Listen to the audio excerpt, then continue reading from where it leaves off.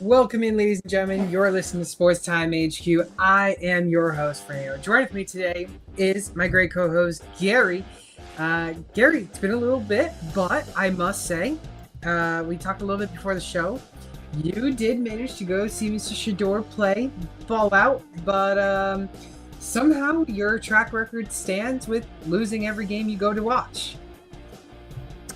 Yeah, I wasn't really surprised at the outcome, but, play the 49ers, and it was definitely his worst game out of the three, but it wasn't terrible by any means. They didn't really give him opportunities to throw. It was more so they were trying to, run the ball a million times. I think Judkins ran for like 96 yards, so that was cool. It was also really cold, but yeah, the go down 26-8 last week when I was there. That sucked, but it was good to see the touchdown pass to Harold Fannin, and it was just good to see the game as a whole.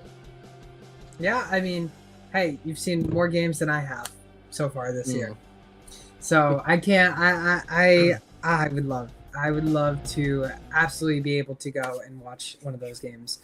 Maybe a little bit better of a game than you went to go watch. Yeah, but nonetheless, you still managed to go watch a good game.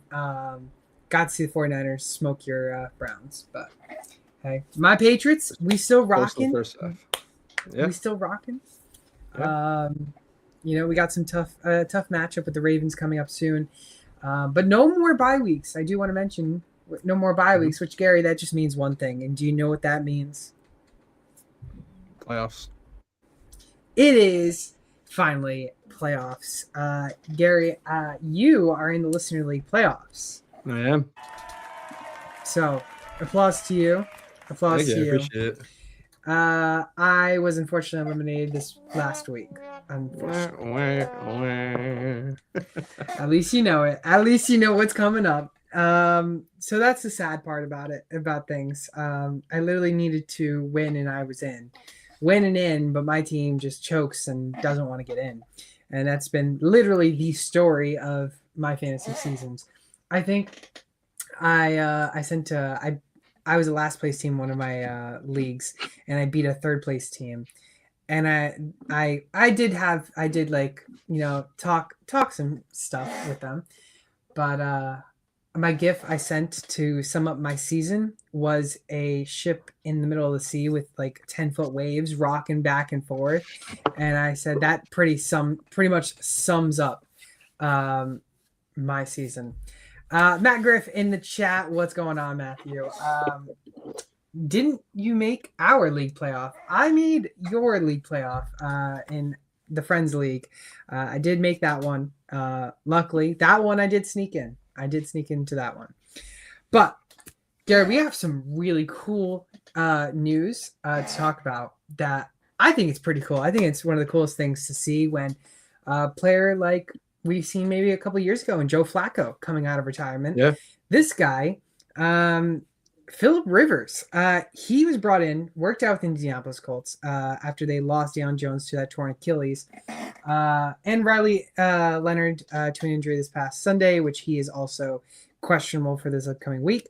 They did have officially signed him to the practice squad at the age of 44, which I don't know if you saw the stat, but Phillip Rivers' oldest son is, I think, 1 or 2 months younger than Riley Leonard. Wow. No, I didn't see that. I saw that he is a grandfather. And is he? He's a grandfather. And I mean I don't know if this is true or not, but I saw a lot of people saying he's like the first grandfather to ever play in the NFL. I can't say I believe that.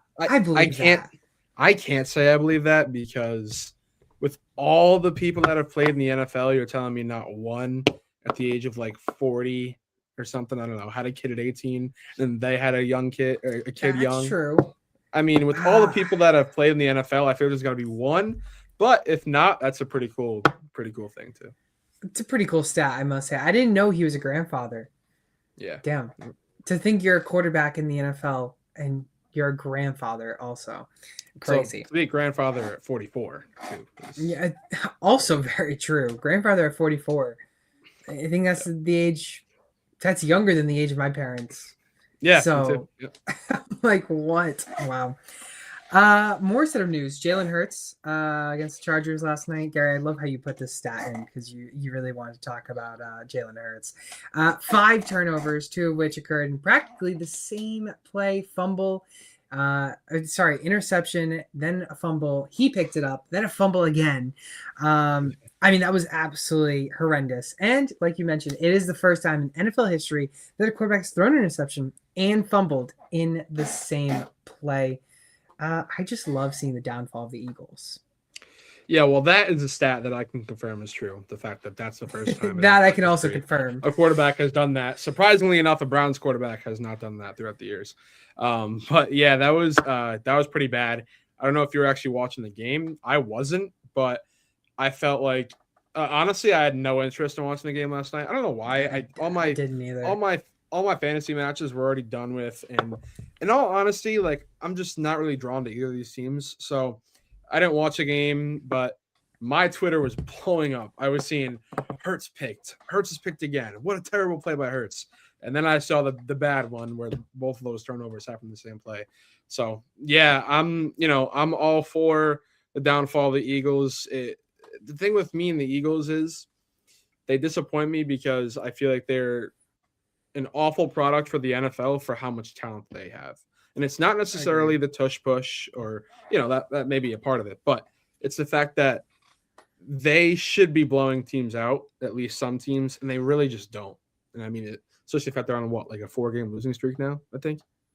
So, I believe 3 games. For the last 3 games, yeah, something like that. So they've been playing bad football, and they shouldn't be. They have all the talent in the world. So I will say I got out of class, and to think that I got out of class and the game was still going on. I got back to the dorm, and it was like the last, 2.5 minutes left of the game. I said, oh, let me turn it on. Literally the play I turned it on, that play was the one it was tipped and intercepted in overtime. That's awesome. So was I hyped? Yes. Was I also annoyed with the Chargers when they went off sides, neutral zone infraction? Yeah. And I was like, man, these Chargers are going to blow it. But they turned it around, managed to get that interception, stepped up. I will skip over your one little thing before jumping back to it. Don't forget it. I won't forget it. But I want to mention, obviously you mentioned the Eagles, but also the Chiefs. They lost on Sunday night to Houston. Obviously the Texans, they're now in the playoffs, but the Chiefs are currently dwindling on their chances of making the playoffs. I think I saw the stat. It was the first time they have a losing record after 13 games since 2013, I believe. Wow. So, nice. Yeah. And like you mentioned, not making the playoffs would end a streak of 3 straight Super Bowls and 9 straight division titles, which I believe they are officially eliminated from that division title. Yeah. And that's, yes, they are now. So that streak has been gone. So 9 straight AFC West titles. It's crazy. You know what we say to the Chiefs? Yeah, you can't really feel that for them. But it would also mark the first season Patrick Mahomes has not made the playoffs, and the first time the Chiefs haven't made the playoffs since 2014, like you were mentioning. So, I mean, it's the intriguing thing that I want to bring up is a possible dynasty over? Yeah, I mean, it's definitely possible. I think the dynasty is over, but they're always going to be competitive. I mean, I could, see Mahomes winning another ring or two. I don't think that's out of the picture by any means. He's in year 8 right now? Yeah. He's going to play 15 plus years. I mean, he's just that good. He's just, that in shape and, he's got that competitive fire. So he's going to be playing for a while. I see him getting another ring or two. It wouldn't shock me, if they are counted out 1 year or they're expected to be like a mid team and they just, end up sneaking in the playoffs and winning the Super Bowl, because that's just what you get from Patrick Mahomes. So you can hate him if you want, but that's just who he is. So I would say it's the end of a dynasty, but I wouldn't say it's the end of the Chiefs, being competitive, or the end of Patrick Mahomes. I think one of the biggest things in the offseason is they need to figure out the Travis Kelce situation, their running back game, and their defense. Yeah, their defense really has not been good, at least in the back half of the season. Yeah. I believe they're giving up like the third most points per game Crazy. in the back half of the season. So that's kind of crazy, especially because they got some dudes on that defense, and I feel like year after year they're a pretty solid unit for the most part. But I think they got to obviously figure out what Kelsey's doing, and they gotta, I think, bring another wide receiver in because, they have Rashee Rice and Xavier Worthy, but I just don't think it's working. Rashee Rice is an absolute stud, I think. They don't get the ball to Xavier Worthy as much really anymore, which I felt like, that's what was going good for them at the beginning of the year and in last year. So, don't forget Taquan Thornton. Yeah, but they haven't really been hitting him either. So not recently, no. But I would love it if they made a reunion with Tyreek Hill. I mean, if he's going to continue to play football, I think Tyreek's on his way out. If it's not this upcoming, season, then it's in the near future. So I think, one more run it back for Tyreek, and maybe that would keep Kelsey around for a year. Who knows? But I don't even know if the Chiefs want Kelsey around for another year. So. Also wouldn't be surprised if they don't. But do you think that they need another fast type of receiver, or do you think they need more of like a big body receiver, more of a slot type of guy?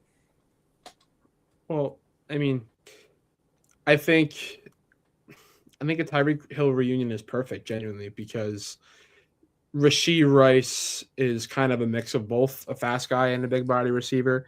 And you have Xavier Worthy, who's obviously unbelievably fast, but like I said, they haven't really been using him anymore. They used to use him in like jet sweeps and motions and stuff, and obviously a home run ball every now and then, but they really haven't been using him. And I don't know how much you watched that Texans Chiefs game, but there were a ton of drops, especially late. Kelsey had 2, one that resulted in a pick. Rashee had 2. So Thornton had 1 on a deep ball. So it was just not going well for the Chiefs. And I feel like that was a problem that they had 2 years ago when they somehow went to the Super Bowl with all those, dropped passes, but last year too. But, that's been a thorn in their side for a little bit now. I think they need to bring back, a pretty good big name wide receiver. Yeah, and I wouldn't rule out the fact that they could still make playoffs. I mean, there's still a chance. Obviously, it's very, very tough. But again, if they somehow do make playoffs, they are one of the scariest teams in playoffs because of their experience. Just that's it. Yeah, that alone. It literally just that alone is the biggest problem. But they have a tough sled. I think after their loss, they now have, I think, either a 13 or a 3% chance to make playoffs. I see 11%. Yeah, it was in between that, so perfect. But yeah, on better news though, for some team that has went 0-16 in the past decade and a half, maybe has found their QB1 Shedeur Sanders. Shedeur Sanders. Oh, I have it on a loop track. I will say Shedeur Sanders has thrown 300 plus passing yards for the first time, and he's now thrown that one more time than Drake May has. Kind of crazy. Yeah, I was kind of surprised when I saw that. I'm surprised. But what's your take on the Shedeur Sanders? Kevin Stefanski saying that he's QB1 for the rest of the season. Well, I mean, you know how much of an advocate I've been for him and just, getting to be our starter for a while now. I was a big believer in him before the draft, before we took him. So I'm glad I don't know how it took 14 weeks for them to see this. But, we're finally here. They have a lot of questions, like they always do, that they need answering. A lot of front office stuff that I'm not even going to begin to talk about because that's prime Browns fan talk. And, everybody in Cleveland knows what I'm talking about, but I don't need to bore you guys with that stuff. So basically, they need to figure out what the hell, Kevin Stefanski's got going on and whatever's going on in that front office, because either A, they genuinely had an intentional tank job, which as a Browns fan, I guess I'm okay with, later on down the road when we get all of our picks in next couple of years. Or B, they genuinely have the worst eye for quarterback talent, which we've known for a while. But let's be honest, you had Dylan Gabriel drafted in the 3rd and, Shedeur in the 5th, and you decided to, throw out Dylan Gabriel for 6 games. I mean, it's a complete waste of time. So I'm finally, happy that Shedeur Sanders is starting. Hasn't played the most competition, so that's, I think, the only knock, the fact that he hasn't done it against great teams, and some of his college problems are still showing up just a little bit on the field. But I think it's gonna, hopefully go away with more reps in, more time in games. So yeah, we'll see, man. Hopefully, time will tell for Shedeur Sanders. Yes, sir. 6th-round pick. There's chances, and people are going to look back at that draft and was it worth not drafting him, or are they going to have some regret? He has, I mean, it's got potential to be one of the biggest moments in Cleveland sports. Like if he does, or if he is able to be the next Tom Brady QB1 for them. I'm not even saying that, but how long have we been searching? Right? How long have we been searching for a real quarterback, right? Outside of Baker Mayfield, we haven't had a relatively since the 1900s, no? Since 1980, we had Brian Sipe. He won the MVP that year, 1980. Imagine. That was the last actual notable quarterback that we had outside of Baker, of course. So, in 1 year, Joe Flacco. But we've been searching for a while. So hopefully this is a drought coming to an end, but who knows? Who knows? You got any more news that we? I looked for a while, man. There was not a lot going on. Honestly, recently. I just saw a bunch of Phillip Rivers. So yeah, Phillip Rivers has taken the headlines.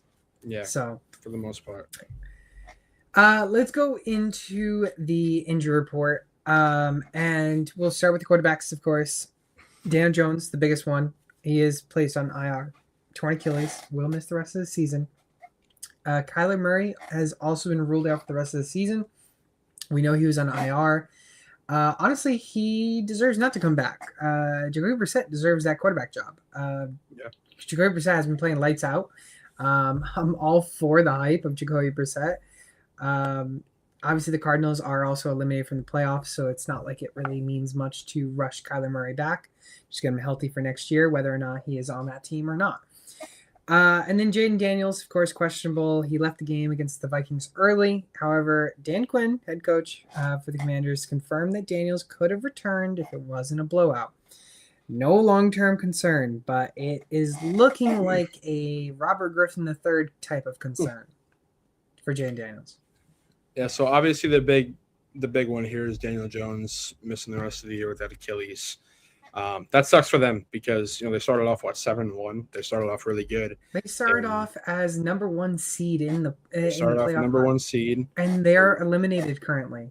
Yeah, I was just about to say they're in danger of missing the playoffs. I think they're at a 32% chance right now. So odds aren't even in their favor to make the playoffs after starting out 7-1. So that really sucks for them, especially because they just traded 2 first-rounders for Sauce Gardner. So true. Not even they're able to not necessarily rebuild, but get more tools through the draft the next couple of years. So hopefully, he's able to come back and play how he was playing next year. But outside of that, obviously, Kyler we already talked about in the past and how he's done. Jaden Daniels, I mean, I'm surprised he didn't need surgery for that elbow, but he didn't. And Dan Quinn confirmed that he would have been able to come back if it wasn't already, a game that was determined. So hopefully, he's able to come back out there next week. The only thing is their season's practically over. I think they're 3-10, if I'm not mistaken. So I wouldn't be surprised if he gets shut down at some point in the next couple of weeks. He should hopefully not. I think so too. But if you're a Jaden Daniels owner, and at this point you might not even start him if he's playing, but you might be without him for the playoffs. Exactly. Which will get you into our waivers of the week, just coming up shortly, on who you guys need to go pick up if you're still looking for that possible chance of making a run for the money at the end of the season. For the running backs, Devon Achane, he's dealing with that rib injury. He's questionable. May require rest this week. Again, that's something to monitor because if he does have to miss time, Jalen Wright is the next man up. So that's going to be interesting. Tyron Tracy, again, dealing with the hip. He's questionable. Personally says he's fine, but is he really fine, or is he just a football player saying he's fine? Trey Benson, dealing with that knee injury. Again, questionable. This is another one to monitor. Again, we might be seeing a Bam Knight committee with Trey Benson if he has to. Alvin Kamara is a good one to mention because of the fact he's dealing with that knee and ankle injury. And, again, status is unclear. We could see Devin Neal take the hot hand again. Alvin Kamara looking like the wheels are falling off slowly but surely. And I think we have lost Gary. Gary has went MIA. And what do we say to that? We say it's exactly what we say. It's exactly what we say. I'll quickly just run down to the wide receivers, and then Gary, once he comes back, he can mention it. But Gary Wilson, on IR, still no update on possible return. I wouldn't be surprised if they shut him down for the rest of the season. Drake London, he did not practice yesterday, so again, he's questionable. CeeDee Lamb, concussion. It was a brutal concussion. Honestly, very nervous. Was very nervous watching that for him, but he's doing a good job. As the Cowboys executive vice president Stephen Jones said, there's no setbacks. If I was them, I would just sit him. Usually what we've seen this season is that concussions have dealt with a 1 week time missing.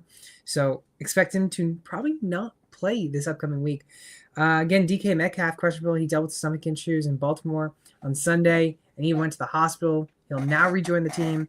Mike Evans, dealing with that collarbone on IR, spotted at practice. Could he return this week? That's something to monitor. T. Higgins, also dealing with concussion. He's back in concussion protocol again, like I mentioned with CeeDee Lamb. He's another guy that we could be easily seeing to be in jeopardy of missing another week of playoffs. Let's see. Gary just joined back, but I think he's dealing with another problem. And then Marvin Harrison dealing with that heel injury, questionable, missed time with appendicitis, and now missed last week with a heel injury. Again, that is something to monitor as well. Gary is back in the chat. Sorry about that. I don't know what happened there. I heard you talking about the wide receivers. Yeah, I said that you can mention the running backs and wide receivers. Any guys that you want to mention that's you would think is the bigger ones? Yeah, so obviously Devon Achane's the biggest name for the running backs. I got to watch out for is obviously Ollie Gordon, actually, because he was getting carries already in their backfield, and he scored a touchdown this past weekend. So if Achane is to miss time, then I would actually have Ollie Gordon as my RB pickup of the week because he's going to probably have a really good game. They love using him. So for the wide receivers, obviously CeeDee Lamb is probably the top guy here. I guess he's doing pretty good on that concussion protocol progression. Hopefully he's able to play next week, but as of right now, it's just as questionable. And Drake London, I mean, I'm surprised that he's actually being given a time, or not necessarily a timetable, but a status, I guess, because I thought he was going to be shut down for the year, like Penix was. But he was listed as did not practice yesterday, and apparently there's a chance that he plays on Thursday, but I honestly would doubt it. Yeah, I honestly doubt it he would play, especially because he already did not practice yesterday. Yeah. I would expect him to be another DNP today, if not limited. And at that point, you're already having a terrible chance of playing. Yeah. I did mention CD with the concussion. It was the biggest one for me as well because of the fact that CD's been one of the top wide receivers in fantasy. And again, we've seen a lot this year. It's been more the normality that when a player goes down with concussion, they tend to miss the following week. Yeah. So that's true. For tight ends, Cade Otton, questionable with the knee injury, back in practice, monitor for Thursday Night Football. Same thing with Kyle Pitts. Again, Thursday Night Football again. Limited participant on Monday. And then Zach Ertz, brutal brutal clip to watch. Confirmed it was a torn ACL. Who would have thought? He is going to miss the rest of the season.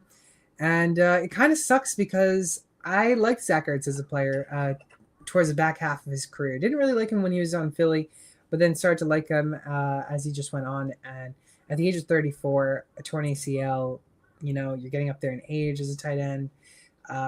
We may have seen the last of Zach Ertz. Yeah, it's definitely possible. I actually didn't see his injury, so I don't know I didn't know what it looked like. His leg went the whole opposite way than it needed to. Sounds about right. So, yeah, unfortunate, very, very unfortunate. But, yeah, you might be right. He's getting up there in age, and kind of sucks because he was still pretty relevant when he was playing. He was. Jaden Daniels loved using him, so that does suck. But, they might give him maybe one more chance. Yeah, hopefully he's able to come back. And, again, it's up to him, too, if he actually wants to come back and play after suffering something like this. But, yeah. Yeah, I'm hoping he does maybe want to give it back and run it back one more year, only because next year the Commanders should be fully healthy. Obviously, this year was more of a wash. It just sucks that the year of a wash, it ruined the ending to the season for himself. Yeah, for sure. Got any more injuries? Not that I could find. Let's go into the waivers. Week 15. Again, this is, ladies and gentlemen, the time of your lives. If you're betting for money, if you're betting for anything, this is the most crucial waivers, the most crucial weeks of your life.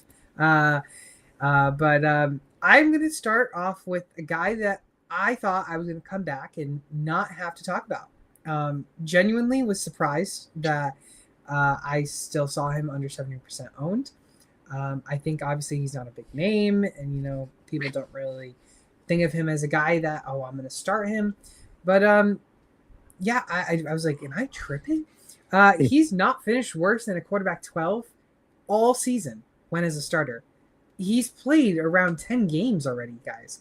I'm choosing him to go for the rest of the way in my fantasy playoffs. I have him. He's started the last couple weeks, and he's helped me actually make it into one of my leagues playoffs. So with Kyler Murray out for the rest of the season, Jacoby Brissett is the starter. Whether Marv plays or not, I mean, Michael Wilson has also been playing balls out, which was your guy, waiver ad. So I'm all for it, and I'm willing to start Jacoby Brissett over a lot of other guys. There's very, very few guys on the list that I would start over him. Yeah, I feel like every single week he's putting up 20 plus, and it's pretty much been that. I think it's like 18 plus for every week that he's played. Yeah. So he's been doing really good. Yeah, he's been actually using his weapons, unlike Kyler Murray this year. He throws it to McBride, Wilson. He was throwing it to Marv when he was playing. So I love what I see from Brissett. The stuff that I didn't see from Kyler Murray, I do see in Jacoby Brissett. So, yeah, I'm totally fine with this pick. I'm surprised he's not 70% owned either, because he's just been Mr. Consistent the last however many weeks he's been playing. I hope he gets another chance in his career to be a starter, to be honest with you. I don't think he will, unfortunately, but it would be nice to see him get one more chance, Yeah. Jacoby Brissett, my guy. Who is your guy? Well, the quarterbacks this week were really bad, to be honest with you. So yeah. I just went the cheap route and found a guy that was somehow under 70% owned. Caleb Williams coming in at 69% owned.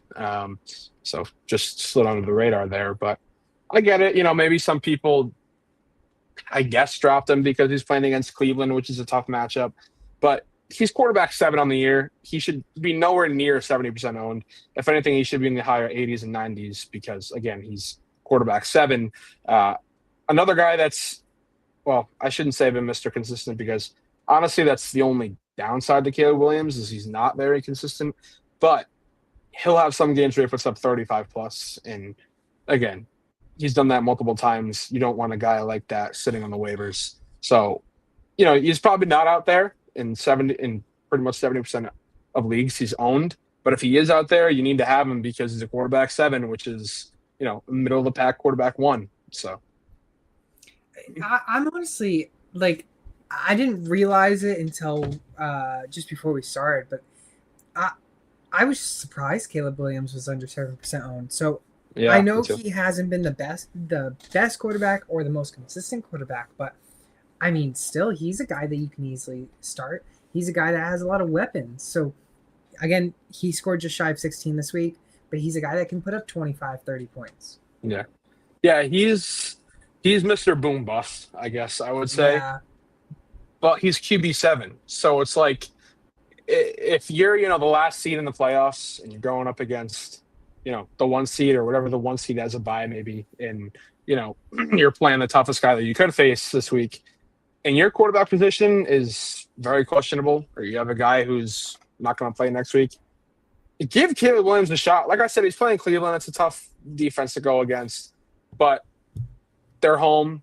And, I think that he can have a 2-touchdown game where he gets you 20 points. And, like I said, he's got the upside to go for a lot more than that. So I honestly, I had to double check too, because I was like, maybe the Bears were on a bye week last week. Maybe that's why he's under 70%. And it's not. It's not the case. Yeah. He's just fallen under 70%. Yeah. So I love it. I love the take. Jacoby Brissett, Caleb Williams, our top waiver wire quarterbacks for week number 15. Time to go to the running backs, which, your guy was a guy that was, I don't know, I want to say over 80, 90% owned in the beginning of the season and fell he was like a 4th-round pick at one point, like 4th, 5th-round pick. Talk to me. I went with Chuba Hubbard. He hasn't really been crazy the past few weeks, or ever since Rico Dowdle took over. So if you drafted him in the 4th or 5th round, you're really upset. But he's trying to come back. I think he was not the main ball carrier, but he was very involved as a ball carrier the week before the bye.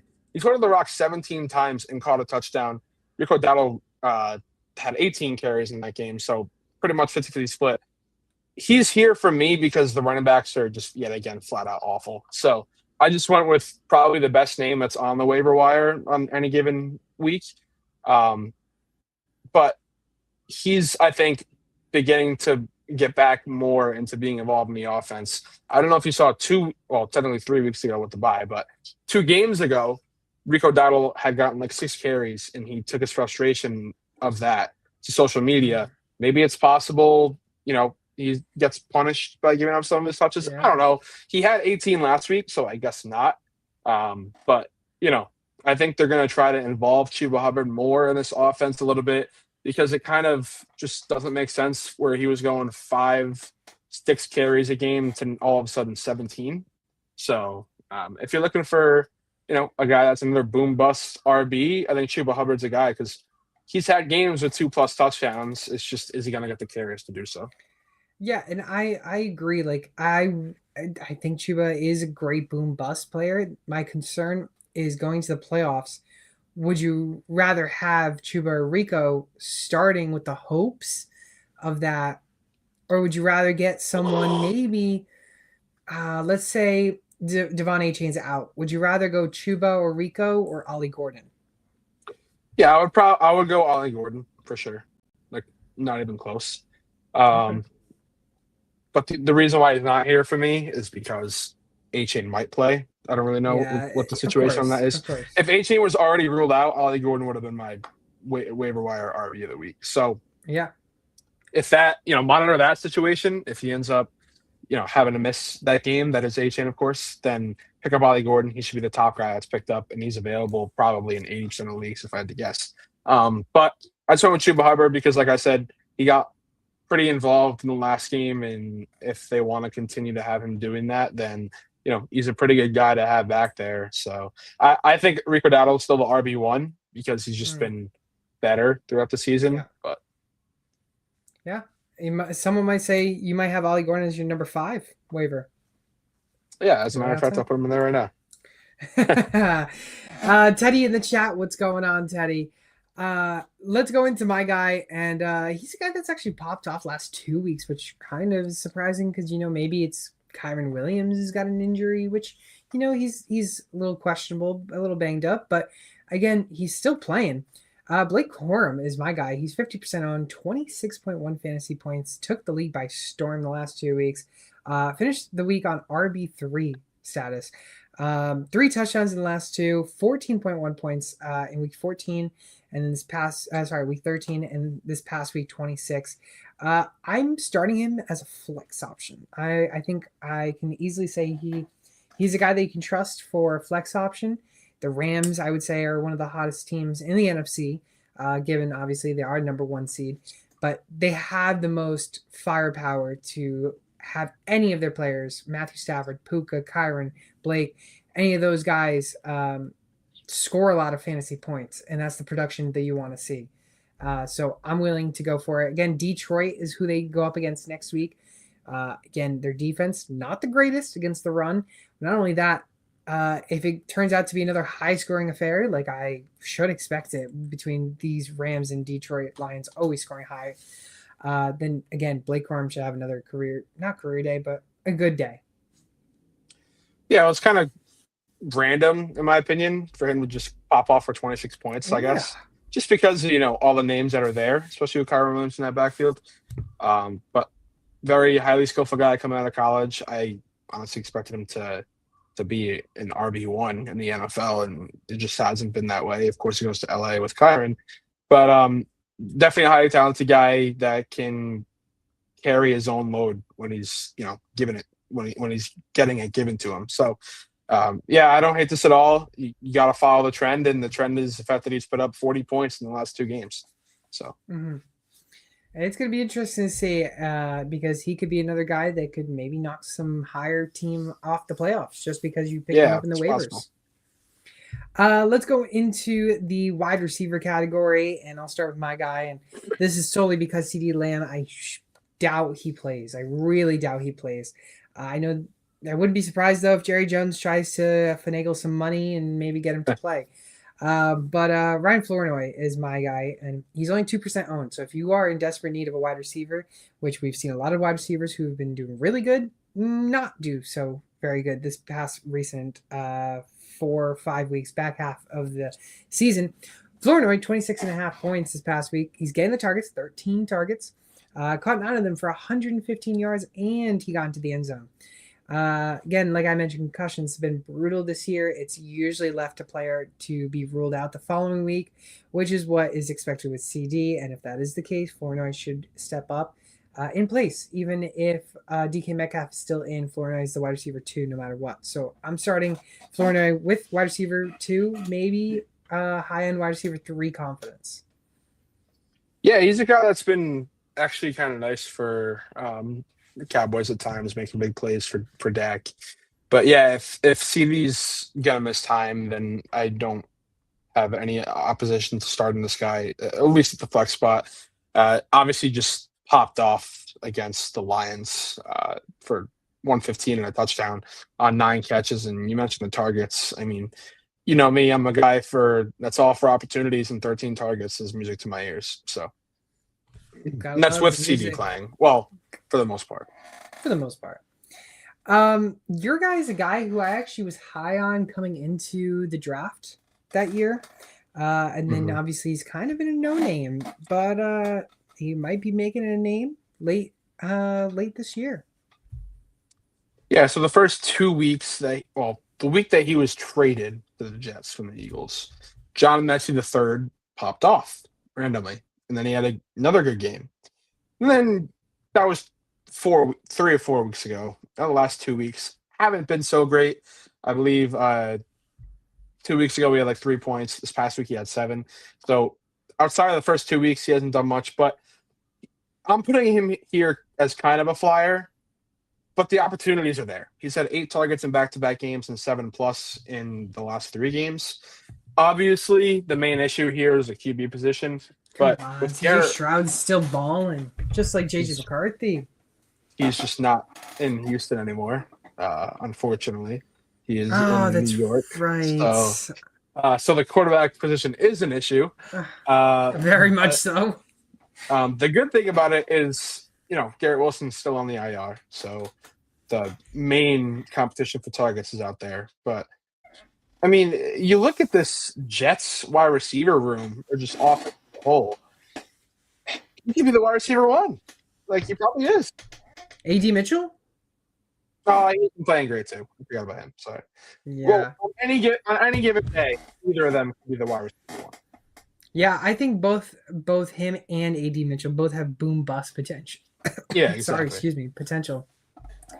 Ryan Flournoy and John Mechie.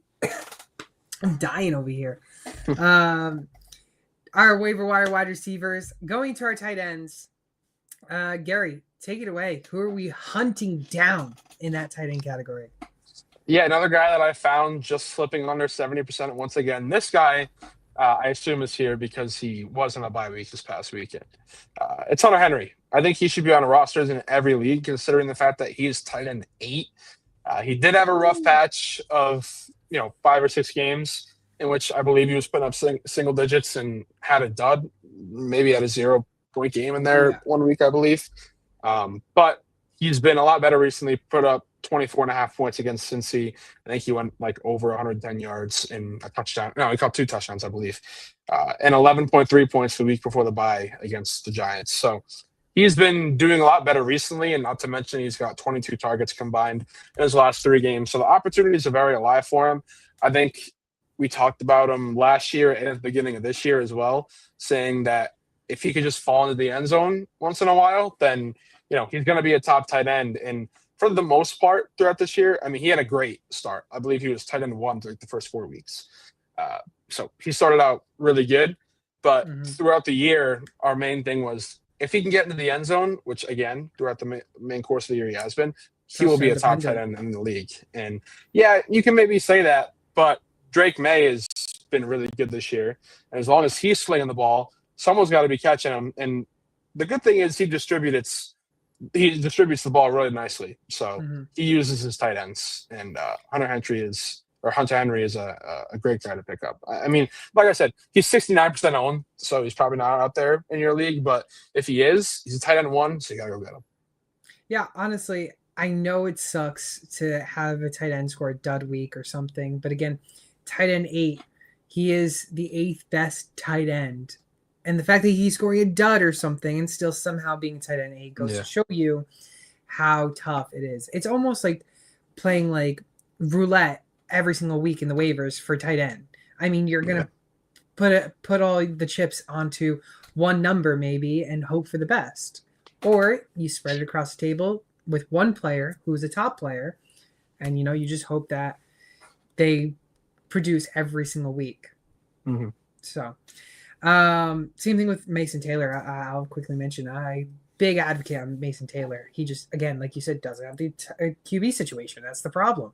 But I think he's got a great potential at the tight end position for the future if they can get some type of quarterback in there who can throw him the ball. My guy, which I think you won't disagree with, is Mr. Harold Fannin himself. 66% owned. So again, he's still around the cusp of that 70% owned, but he's been playing very well with Shador. And like we mentioned in the past, that Shador would probably use him as a safety blanket. He has been checking it down to him. And Harold Fannin has really emerged as a great tight end, which I hate to say to a Browns fan, but he has been. He has been. I mean, the future looks like there could be some brightness at the end of that tunnel. Double digits in the last 2 weeks. And not only that, we know Hunter Henry is tight end 8. Harold Fannin is tight end 6, and he's still available. Yeah, he's been playing really good throughout the year. I mean, he's our leading receiver. So there's nothing really more that you could say. But I was I don't know if you remember, I had him as the second best tight end in the draft when we were doing our positional rankings. I had him over Loveland. The only guy I had him over him was Warren. So I like how that looks so far. But yeah, this young core for the Browns, including Fannin, is going to be so critical if we're going to have any success over the next decade or so. So I think Harold Fannin is, a great player. I don't know if you saw the touchdown he had in the back of the corner of the end zone. Insane. At the end, he mossed the hell out of that guy. And, he went over 100 yards this past weekend. Yeah, it was against the Titans, but He's definitely probably our best pass catcher. Yeah, I'd agree. Teddy in the chat got a question. He's got Jawan and Waller. He's leaning towards starting Jawan for the floor. However, likely is attractive with matchup and high over under thoughts. I would start Jawan Johnson. I think there's more potential with Jawan Johnson, Tyler Shuck over Darren Waller. Obviously, Darren Waller I was big on advocating him in the beginning of the season before his injury. Since his injury, coming back, it's been a little slow. I would lean just slightly a little bit more on Jawan Johnson. I think there's a better potential getting points off the board onto your fantasy lineups with Jawan Johnson than Darren Waller. Yeah, I'd 100% go with Jawan Johnson. I'll be honest with you, I didn't even know Darren Waller was back.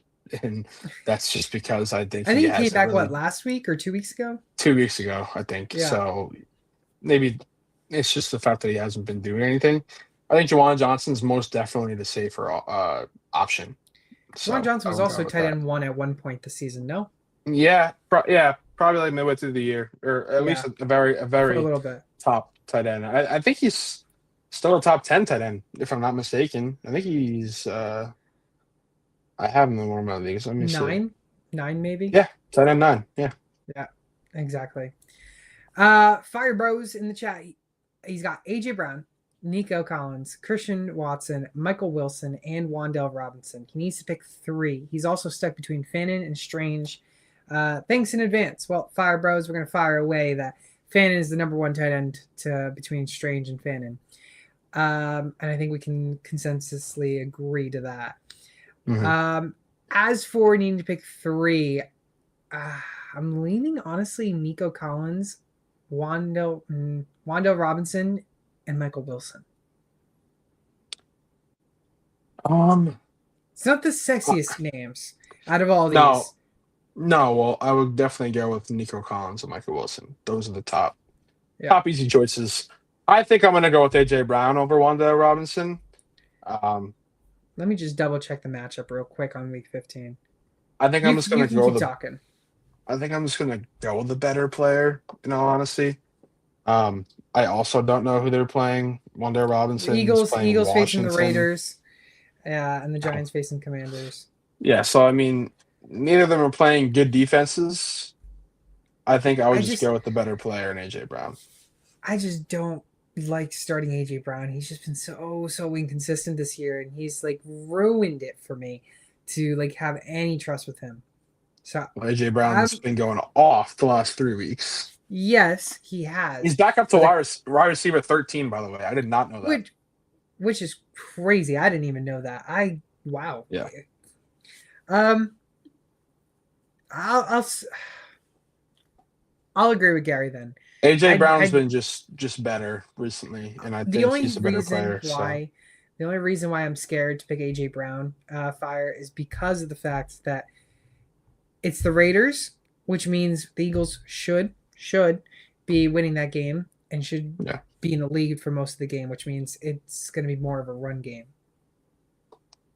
It's my thought. It's definitely possible. They really have not been giving it to Saquon as much, though. No, they haven't, but I think this is the game that they will have a good lead. So there's not much that Jalen Hurts should not be throwing that much in that game. Yeah, we'll see. I mean, it's crazy to think, by the way, that Saquon. Oh, he actually finished the game really good. Okay. Or no, I'm sorry, against Chicago. Or yeah, it was last game. Yeah. Okay, I was gonna say he finished the game really good, but he started. I don't know if you saw like the 59-yard or 52-yard touchdown he had, whatever it was. Yeah. At one point, I think like maybe he had a good overtime, but in the fourth quarter, he only had like 14 fantasy points, and the 52-yard touchdown is 11 of those. So crazy. I was kind of surprised. I mean, I had him on fantasy in one of my leagues, and I was like, oh, he must be going off finally. And he finished with 23 points. So, or no, I'm sorry, that's a totally different league. He finished with 18 points. So, that was still nice, but yeah, still good. Well, to recap on the tight ends real quick, Harold Fannin and Hunter Henry are top 2 tight ends. But it's time to go into the Thursday Night Football predictions. It is an NFC South showdown. The Atlanta Falcons taking on the Tampa Bay Buccaneers. The over-under 44.5. To recap over the past couple of weeks, Gary technically has a good lead, but I will say I did do pretty good for Thanksgiving weekend. Right now, Gary's in lead 23-9. I'm 5 games behind, 18-14. It's coming down to the wire. Yeah, I mean, I don't know if this is a good game for you to get back. Maybe it is. I mean, I don't know how much of a believer you are in the Falcons, especially being led by Kirk Cousins, who we both have liked in the past. So maybe you are an advocate for it. But I was kind of hinting at my hand a little bit. I'll start us off. I'm going to say Buccaneers win a terrible, sloppy game. I'm going to say they win 20-13. 20-13, so you're going to take the under, huh? Yeah. Well, I think I can't go against Baker. I really want to go with my cousin on this and the Falcons, but this gives me one possible chance of coming back. I am going to take the over. I think it's going to be a high scoring affair. Kirk Cousins we know he can throw the ball a lot. Hopefully Drake London does end up playing. If he doesn't, well, then I'm screwed. But 44.5, there's a chance. There's a chance that he can easily make it into that 44.5, and I'm just going to root for Baker and these two teams to go over that, just so I can get one game closer. I think what you're really rooting for is for Bijan to go off. Also true. Everybody's defensively isn't good, especially against the run. So, you're going to need him to pop off. And he could easily do that, but is it still going to be enough? I mean, the Buccaneers have not been playing good football. Baker Mayfield has not been good, and that's, kind of led to Emeka Egbuka really not being good in the back half of the season either. Well, I'll tell you what the final score will be. The final score will be 24-23. Okay. Yep. Okay. So right. It's going to be a close game. I think it'll be a good one-score game. Between the two of us, we have it as a one-score game. Again, just the difference maker is the fact you have the under, I have the over. So, yeah. Okay. Be a good game. Good game. Not the craziest. Quick thing I just noticed. So, because I was curious, I looked up Emeka Egbuka's season. So it's not been good. It's not been good at the back half. Right. No, it hasn't. In his last 9 games, he's got 1 game over 8 points. It's so sad. He's still wide receiver 14. That's crazy. That's so crazy. I mean, AJ Brown's doing better than Emeka. You know why? I think Emeka, if Mike Evans comes back, that'll help, I believe, Emeka. Because literally, it's just Emeka there. In all honesty, Baker just has been bad. Like also can't disagree with that. Baker needs to figure his thing out. He's turning it. He looks like his Browns form. His last 4 games, he hasn't gone over 194 yards, and he hasn't had a 2-touchdown game in 4 weeks. Basically, what you're telling me is now that Shador on the Browns is going off, another former Brown quarterback needs to suck, which tends to be Baker. Hey, exactly. That's exactly what I'm trying to say. Oh, my goodness. Any more news and notes that you've seen over the past 20 minutes or so? I don't think so. Man, I don't think so. Nothing that I can really see. Yeah, I didn't think so. But it's gonna be a good week 15. Again, wish everyone the best of luck in this week's first round of the playoffs. If you have a bye week, well, kudos to you. Sit back, relax, and enjoy the ride for this week, because then next week it's time to kick it into full gear. Yeah. Again, you're listening to Sports Time HQ. We're here every single Tuesday at 5 p.m. Eastern and Sundays for our start and sits at 9 a.m. Eastern time. Again, we're here live on YouTube, TikTok, all over social media. Again, if you haven't done so already, go follow us all over social media at Sports Time HQ. I was joined by my great co-host, Gary. Go follow him all over social media at GDPicks. I'm your host, Fernando, and we'll see you all on Sunday.